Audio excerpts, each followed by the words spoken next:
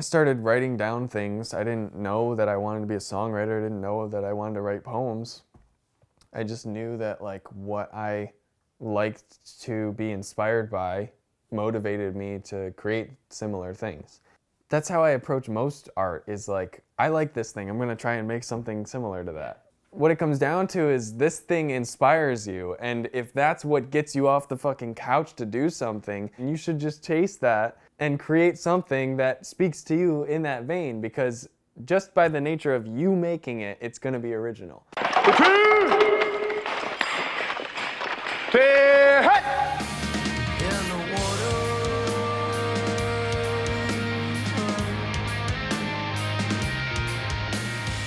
I grew up in Buffalo, New York. I was definitely like a top 40 kid before I found like Newfound Glory. Buffalo is like a small city. It's maybe like 250,000. We always had our own music scene, but it wasn't this like dominating force. Buffalo, it wasn't, just not that big of a place to warrant that, but I was growing up and, you know, I listened to the radio and I got exposed to music and I like learned about what my parents knew. It was definitely like, they both are huge fans of music. I think that even though like there wasn't strictly like instruments being played in my house growing up, there was definitely like musical influence. Pink Floyd's The Wall, Steve Miller Band, Green Day, Dookie. My parents love Green Day. I actually went to see American Idiot on Broadway with my mom, and that was like one of my first, as like a young adult, my first like experiences in New York City. You know, I started playing music through school, and then really what did it for me was I had this friend, growing up, and his two older brothers were super into like Bayside, Newfound Glory, Bouncing Souls, all these bands that I like had never heard of, that weren't on the radio. I was like, who the fuck is this? Who's Alkaline Trio? We would like go on their family computer together and make a mix CD and then put the CDs back before they got home to notice. And all I had was this like mix CD version of all these bands. That was an album to me. Then came like Blink-182 and I was just obsessed with Travis Barker. So that was kind of like, I was like, this is what I gotta do. I gotta do this shit. So I met kids. I had like 2 bands over the course of like grade school.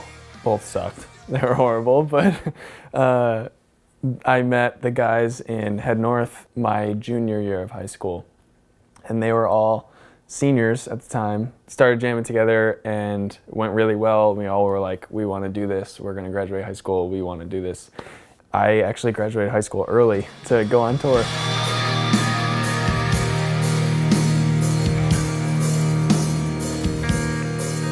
Maybe 4 or 5 years into full-time touring, my younger brother, Sam, studied photography in high school. He took like photography classes.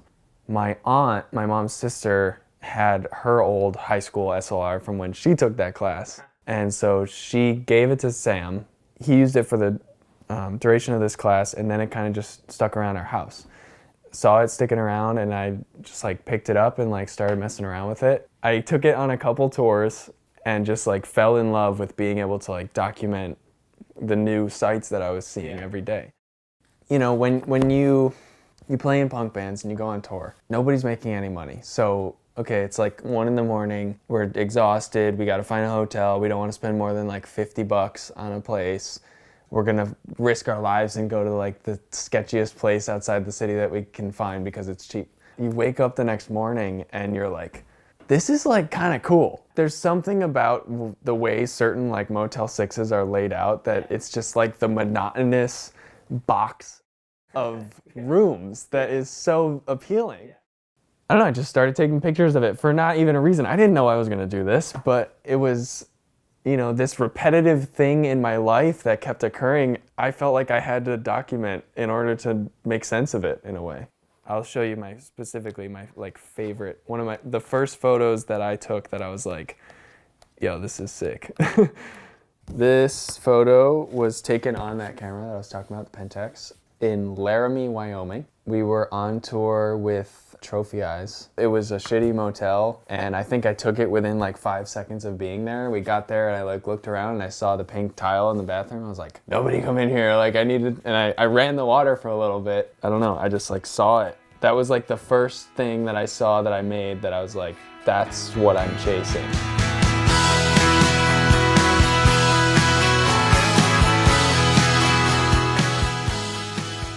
I went through the bouts of like figuring out what type of artist I am, and now I started making a book, and I think that this book was me figuring that out. There's shots in there that do not align with the others, and that was kind of the whole point. I feel like I've gotten to a point now, exploring myself as a photographer the past couple of years. I tried many different things and learned the way that I see the world, and this is how I want to continue to like portray the world through my work. I think that's like every photographer's mission, figure out their specific voice and their eye, figuring out, okay, I don't have to capture everything, but I do have to capture that. And if I don't do that, no one will see that. There's two aspects of like the visual work that I do. One of them is purely explorational, which is this book. The other is images that I like see in my head and then create. While they're like vastly different in process, I do think that in the end they end up at the same place. One of my favorite parts about explorational photography is that you can stumble upon something that resonates with you so deeply. You want to create these things that don't exist, or maybe they do exist, and then you just all of a sudden walk into it and it's right in front of you. You know, that book is 4 years worth of me doing that.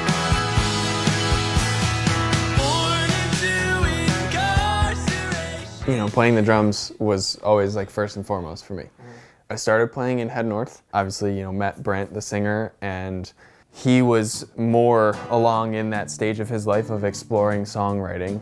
And so I kind of like, he learned, and as he learned, I like learned by watching him. And as we wrote these songs together, him at the helm and me by the side, I learned more about like good structure and blah, blah, blah. And so learning that in that like vantage point, I think was really crucial for me.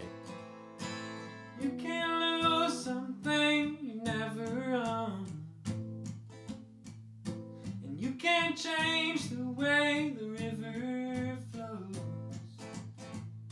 You put in time to change your mind, and now you're all alone.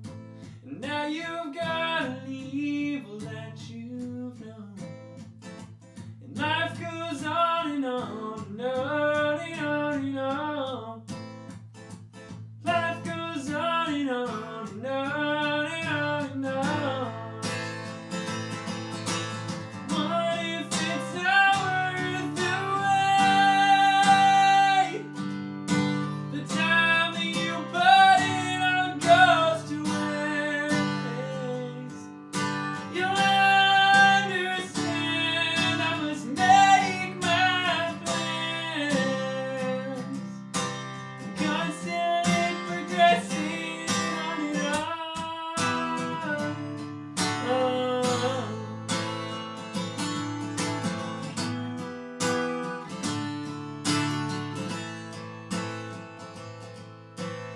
I don't own a shirt ain't slightly stained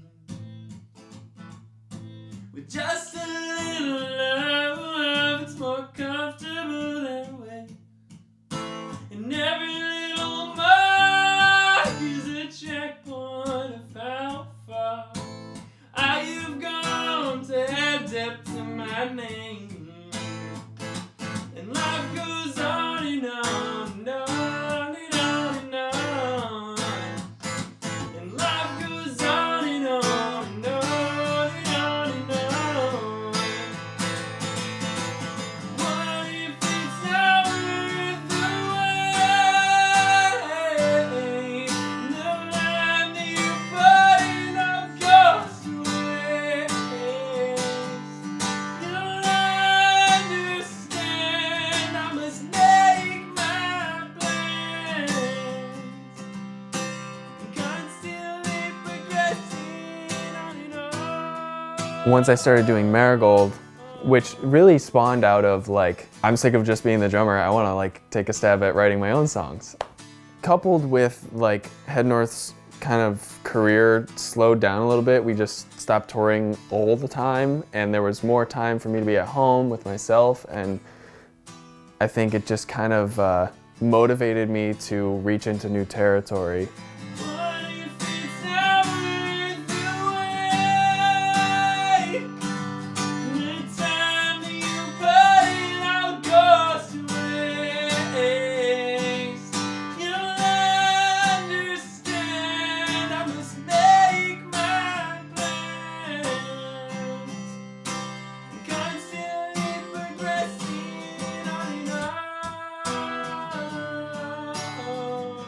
I wrote that song when Tom Petty died, who is a huge inspiration to me, and that song is a direct ripoff of everything he's ever done. That was completely intentional. The song was written amidst of a lot of change in my life. I was moving to New York. I was leaving a girl that I was really head over the heels for, and I knew I had to do these things for myself, but there was other factors in my life giving me that feeling of like maybe I should not do those things, but you know deep down that you have to do those things for yourself. It's an unfortunate but true thing about life, in that the things that bring each of us the most value often put us like completely alone, and you just have to kind of like accept it.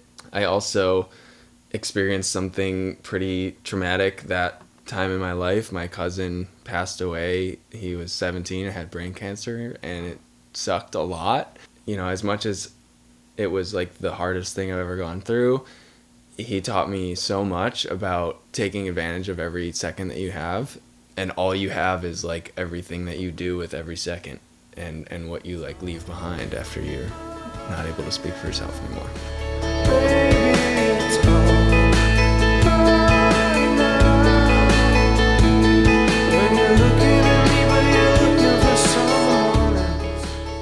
I think the first time that I was really lost was Head North's trajectory changed. It took a right turn for sure. We were hitting it full time and busting ass for several years, and it got to the point of like making our first LP, and we really wanted to do something different than what we had been doing, and it didn't align with the rest of the world that operated around us. A lot of things changed. You know, we stopped touring so much.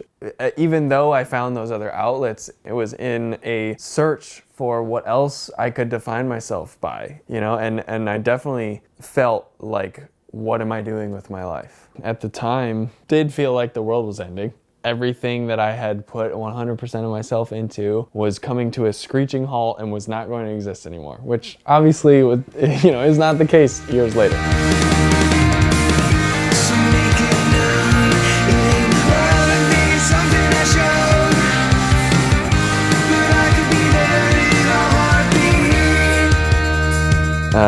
Here's a poem from September 16th of last year, 2019. The water wrapped at my neck as my toes found their way into the chunky grains of sand 6 feet below. I chased the horizon a specific distance in, so the surface of the water met where my top lip met the bottom. If kept sealed, it played a sensation of syrup grazing my purity. The sun shared its lips with my forehead, and my eyes shared their reflection. On the coming waves brought by the most recent boater that made their way in rhythmic succession across the angular shore awaiting my return. Miles and miles of nothingness in sound. Such minuscule disturbances become titles of frequency. I chase experiences that silence the brain. I want nothing more than nothing at all, and it seems so hard to find at cluttered times with all there is to worry about, but just diving in has seemed to help. That was written, I was on tour with Brian, have mercy. We had a day off and we stayed at a KOA. There was this lake, it was a small enough lake to where the water was like still as hell.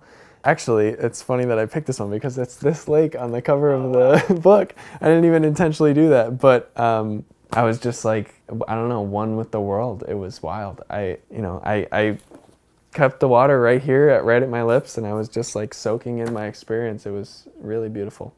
The way that I've been able to somehow like make records and make images all at the same time is that when I feel frustrated with one, I can turn to the other and still find that creative output. They're both expressive for me in completely different ways. So one of the greatest solaces that I've found in my life is the balance between the two. When I spend 7 hours working on images, the last thing I want to do is continue to look at a screen. So immediately the first thing I do is pick up a guitar, and when I'm like spend all day like in GarageBand working on a song and my ears are fucking exhausted, all I want to do is go out on the street with my film camera. This is machination of that. You know, it's like when I was on tour but not playing music, this is what I was doing. A creative brain is like a sponge. You soak up all this stuff and then you spush it out. But once you spush it out, you're empty and you need to like soak it up again, right? That empty point is when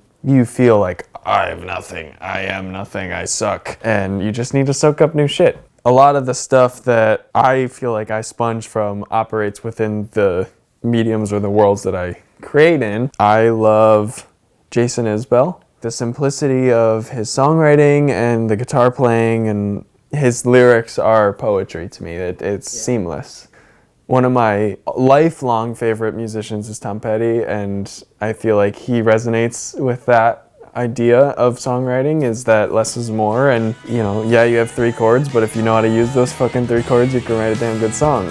That is just so powerful to me.